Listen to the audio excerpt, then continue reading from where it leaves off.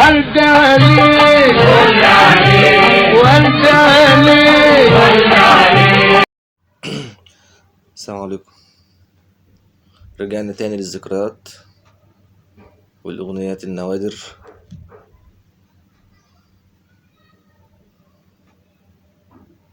دي قناة نوادر الأغنية الجميلة.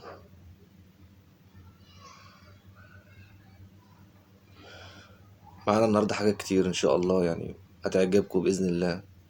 كلها نوادر برضه، توزيعات جديدة لجيل التسعينات والثمانينات. معانا ايه النهاردة؟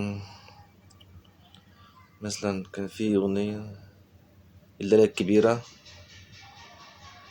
الليلة الكبيرة بتاعت زمان، بتاعت صلاح جاهين وسيد مكاوي إنما دي توزيع جديد، الدكتور أشرف عبده، موزع أشرف عبده.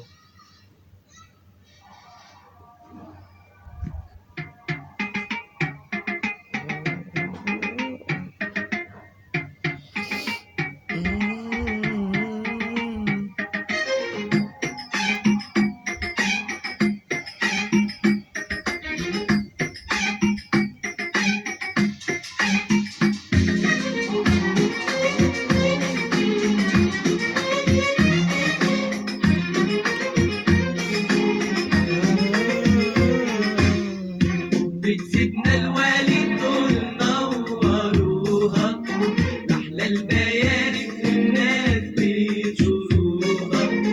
وبتسيبنا الوالد دول نوروها، دي 96 سنة 96.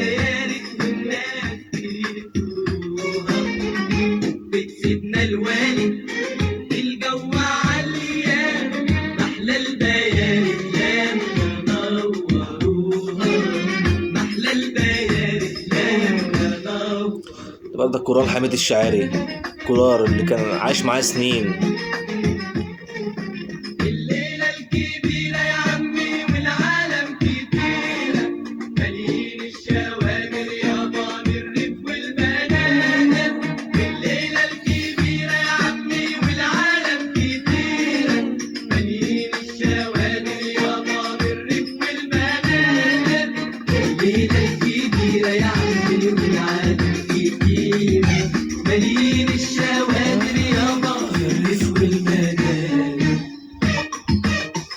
برضك الدكتور أشرف عبده ده موزع ظهوره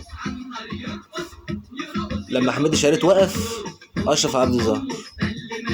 حاجة غريبة أوي يعني، بس ما شاء الله يعني هو قدم توزيع جديد وحاجة حلوة، بس كان ناقص له حاجات يبقى زي حميد. هو عمل مع حكيم أغاني جميلة جدا.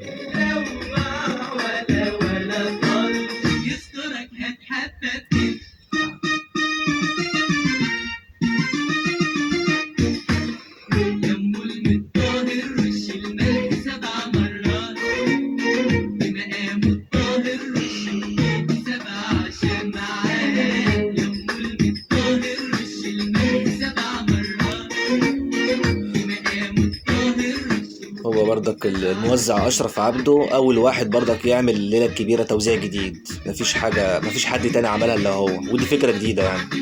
هو كان ده بيحاول يخش دخلة حميد الشاعري أيام ما كان حميد بيعمل شعبيات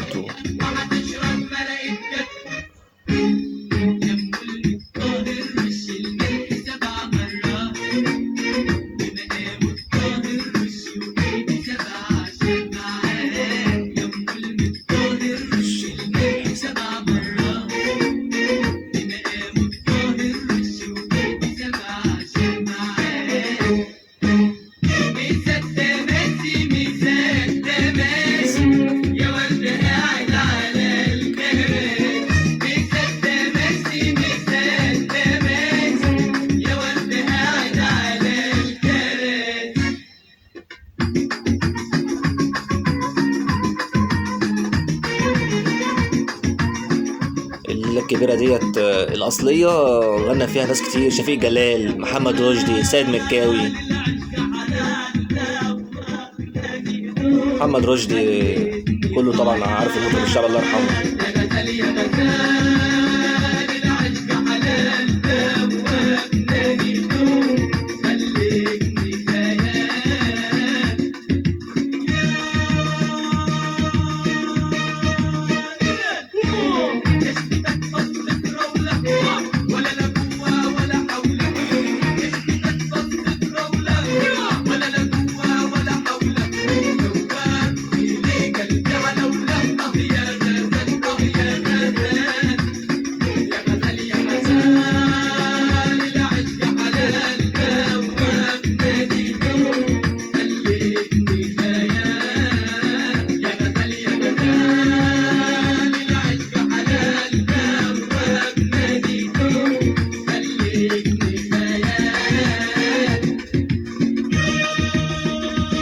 طبعا فكرة حميد الشاعري، الأول واحد عملها حميد الشاعري في شعبيات صعيدي بتاعت الرسم اتقال، ونجوم الغناء فريد وفوزي وفيروز.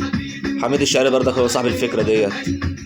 بس الدكتور أشرف عبده برضك يعني هو لما حميد الشاعري توقف هو فكر في الموضوع دوت، يعني يعمل ويرجع تاني يعني. هو ظهر فجأة واختفى فجأة. دكتور أشرف عبده، موزع أشرف عبده، هو دكتور جراح على فكرة يعني. مش عارف هو راح استراليا، هاجر استراليا أو كندا، بس سايب بصمة يعني. يقول لك ساب لهم مخدرة.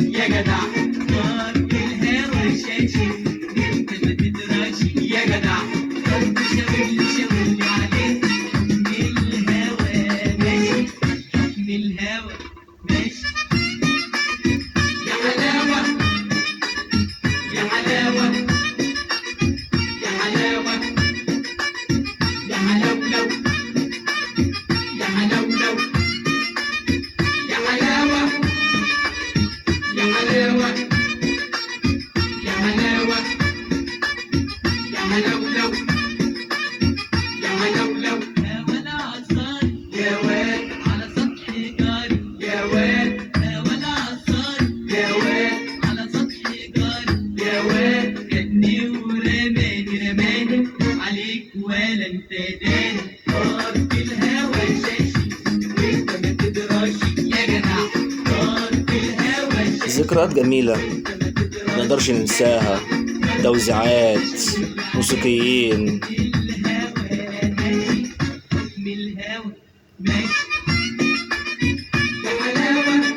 دي برضك يعني كان أصلها الملفوف بتاع حميد الشاعري.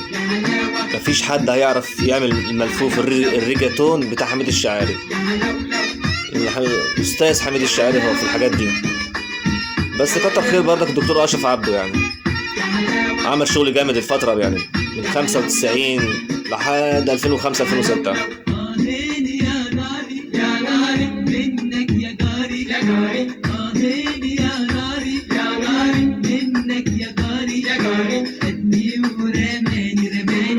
عليك ولا انت داري طار في الهوى شاشي وانت ما تدراشي يا جدع طار في الهوى شاشي وانت ما تدراشي يا جدع شاور لي عليك حكم الهوى ماشي حكم الهوى ماشي.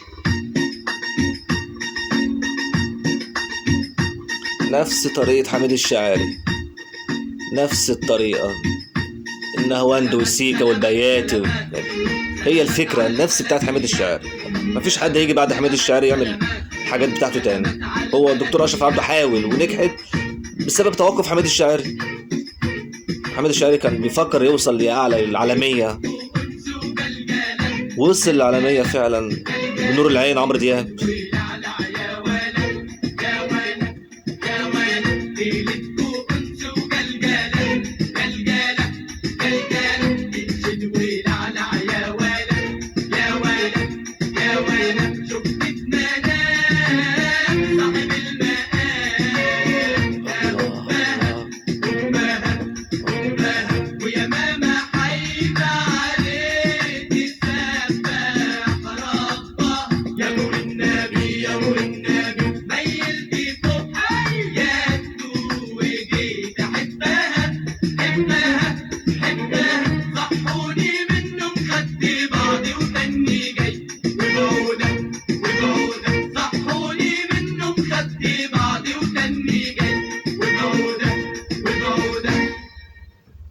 أشرف عبده، الدكتور أشرف عبده هو اللي وزع ألبوم حكيم افرد.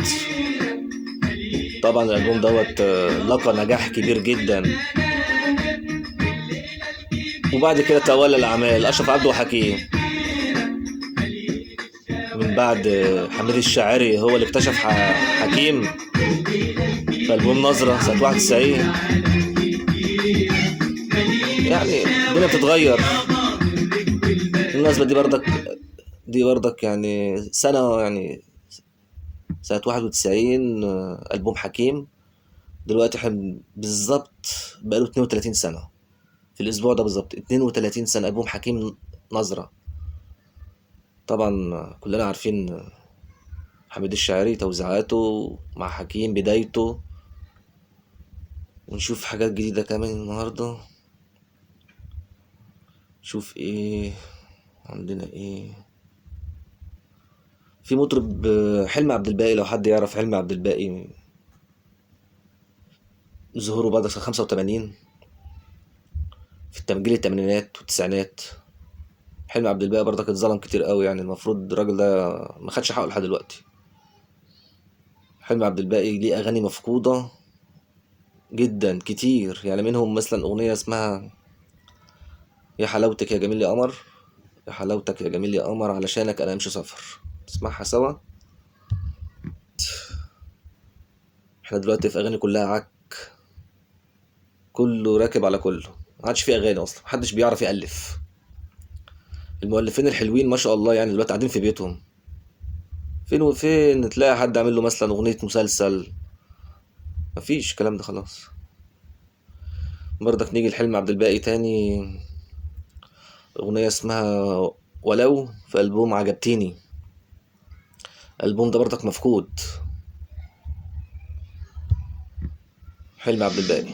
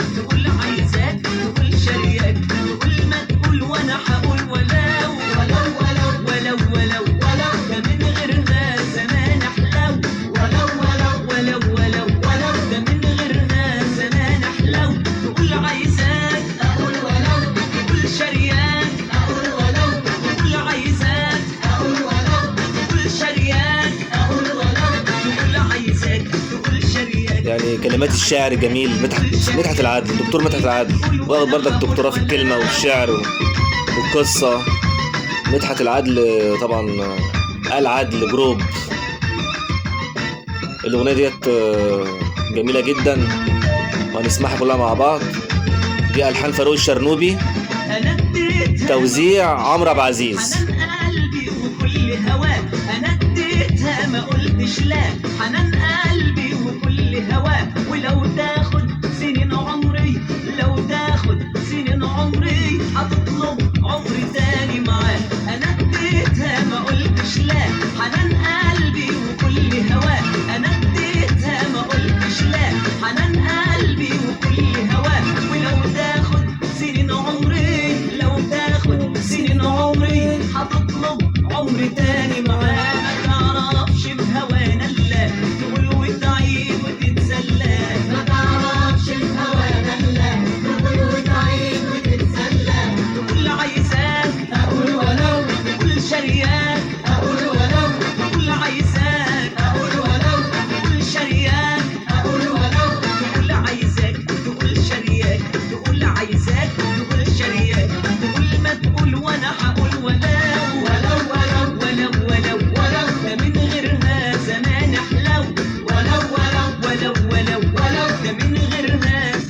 اتمنى يكون كل الموسيقيين مدحت حلمي عبد الباقي قصدي، هو يستاهل بصراحه، يعني هو يفكر، المفروض يفكر في الفتره اللي جايه.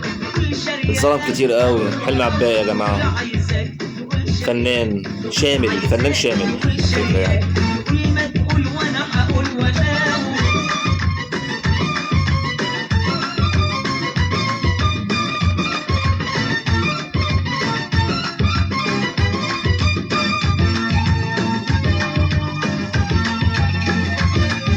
مانيش راجع لاني خلاص عرفت الكذب من الاخلاص، مانيش راجع لاني خلاص عرفت الكذب من الاخلاص.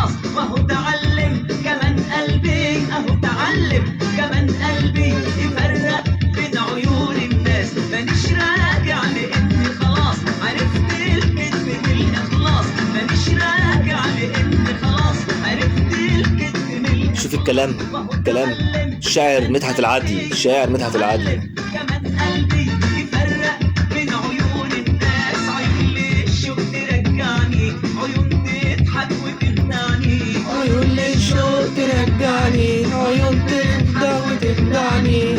قول عايزاك هقول ولو، قول شريان، هقول ولو، قول عايزاك هقول ولو، قول شريان، هقول ولو. قول عايزاك تقول شريان، قول عايزاك تقول شريان، قول ما تقول وانا هقول ولو. اغاني خفيفه قوي وحلوه، يعني اغاني عمرها ما تتنسى. يعني يا ريت نرجع تاني للاغاني ديت. لازم نشوف حل يا جماعه، احنا مش هنستسلمش للمهرجانات والدحرج واجري يا رمان والاغاني الحلمنتيشي ديت. يعني يا ريت نرجع تاني. فكروا معانا ايه كمان؟ حلمي عبد الباقي برضك، يعني ألبوم مفقود جدا برضك. الألبوم ده روعة. نسمع حلمي عبد الباقي.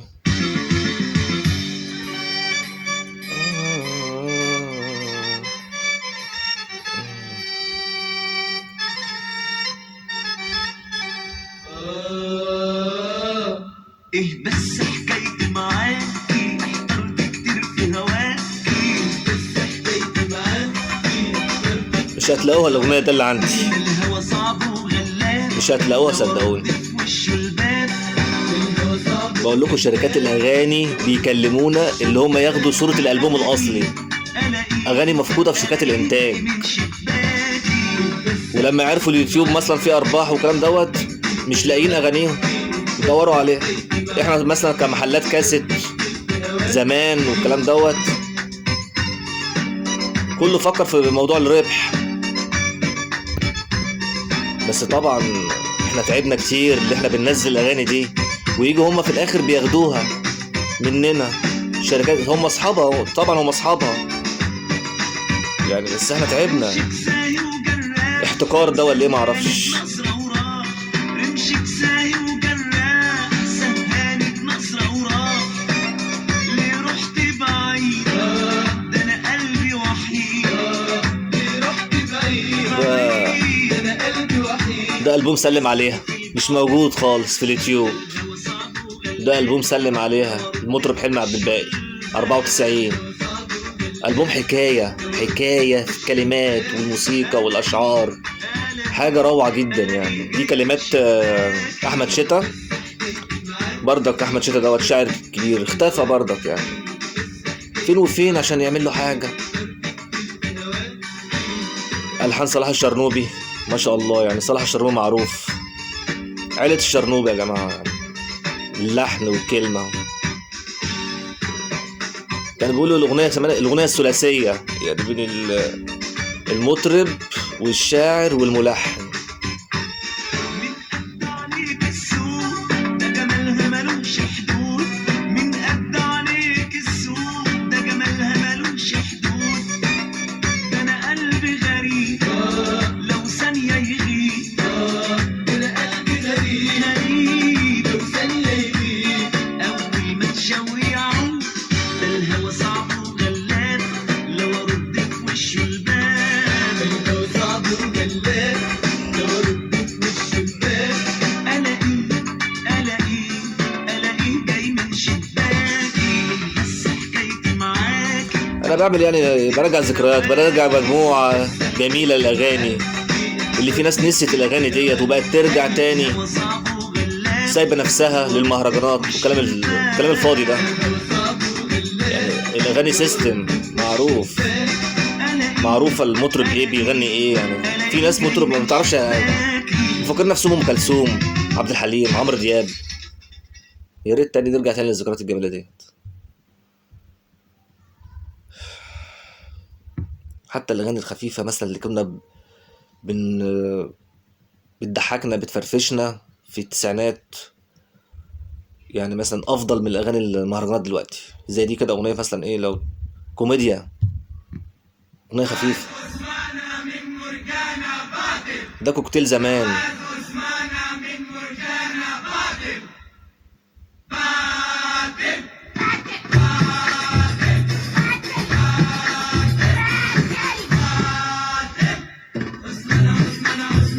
بردك من الاغاني المفقوده، منوعات المفقوده، منوعات التسعينات.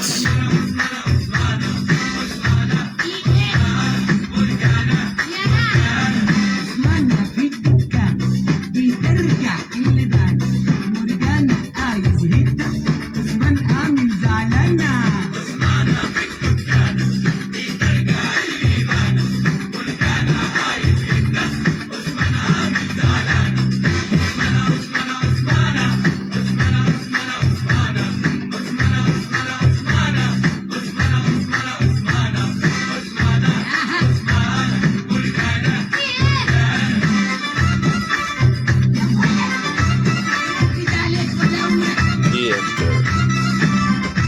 هي دي المنوعات اللي كنا بنتريق عليها، بس كانت اغاني خفيفه وبتضحكنا وبتفرفشنا.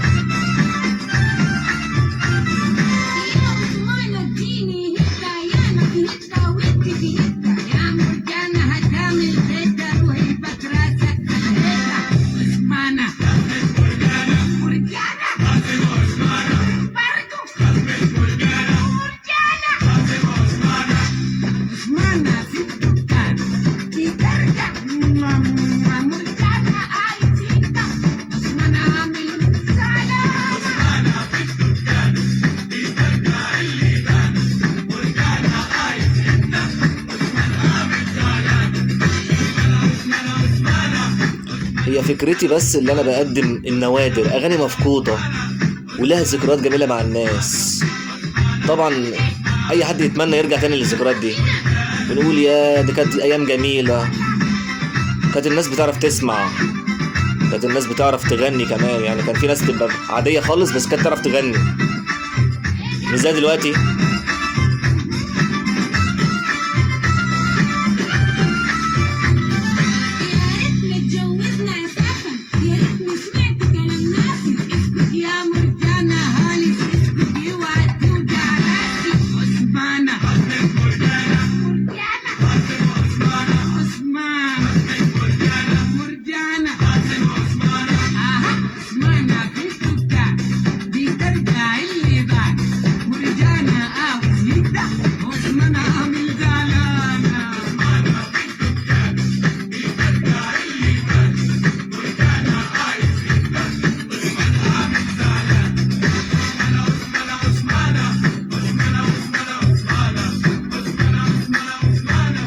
زي كده ألبومات زمان كده، كان في ألبوم اخترنا لك اتعمل منه 7-8 مرات.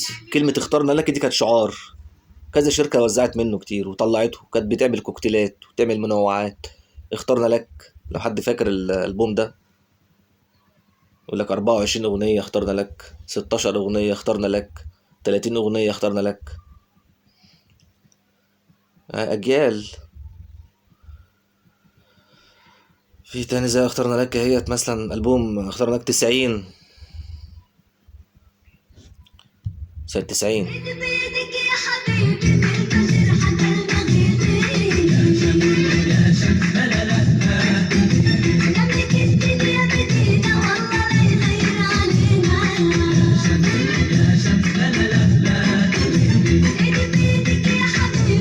هو ازاي احنا كنا عندنا 12 سنة وبنفهم الأغاني دي؟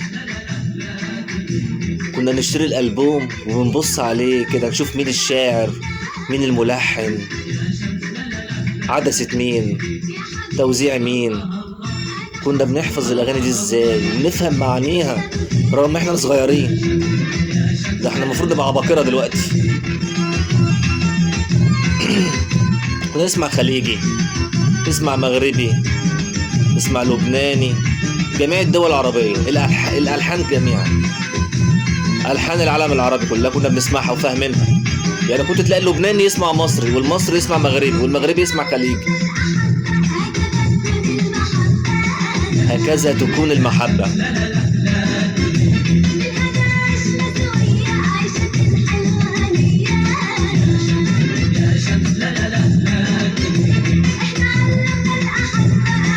المطربة دي اسمها عزة، بس ما اعرفش، مش فاكرها بصراحة، بس انا فاكرها من زمان اهو، بس جيت اسمها.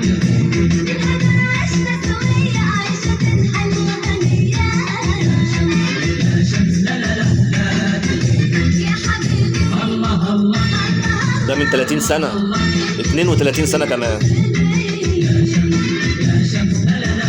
اخترنا لك كوكتيلات زمان،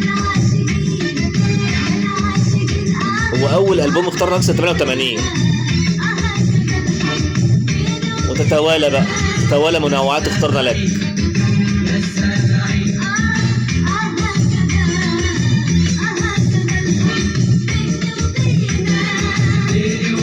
كانت فكرة حلوة اللي احنا بنجيب مجموعة أغنيات صغيرة كده ونحطها في ألبوم واحد. طبعا الموسيقى ديت عالمية.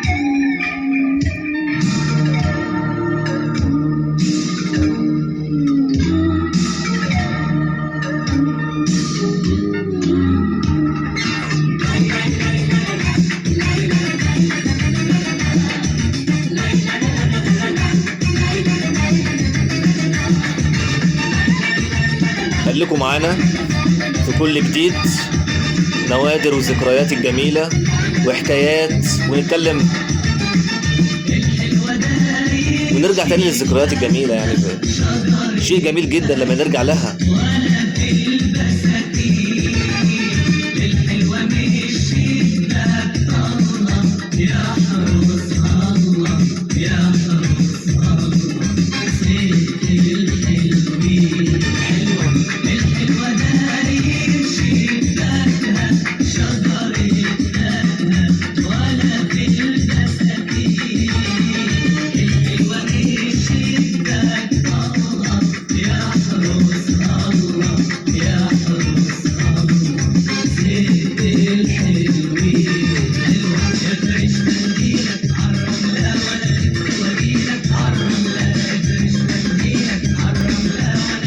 انتظرونا ان شاء الله.